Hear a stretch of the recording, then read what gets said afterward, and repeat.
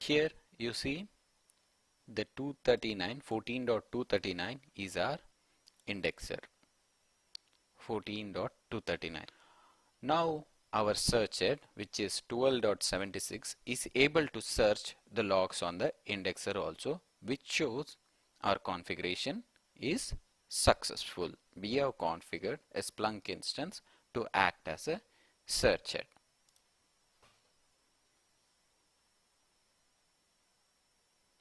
Now we have done this part using Splunk Web.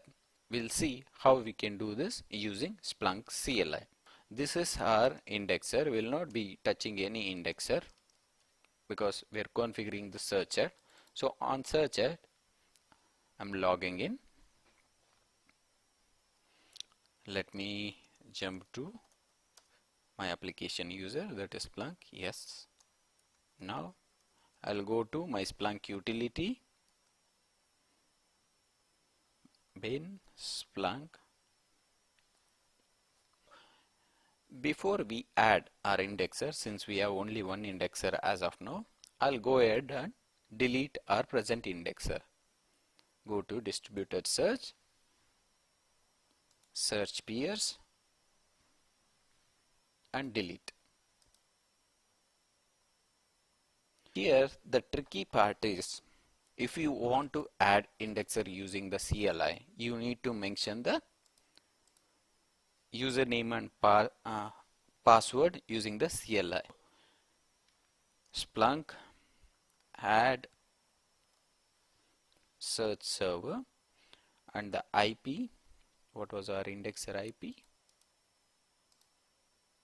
So this is our indexer IP, and the port is 8089, and you need to mention the remote username which we mentioned as part of our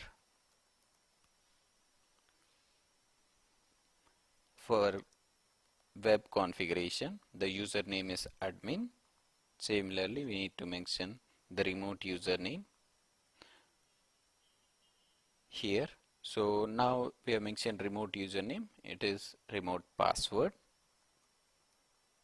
So this is the syntax, that is, you need to have capital P and capital U for remote username and password, and search server is the one which is representing this is my indexer.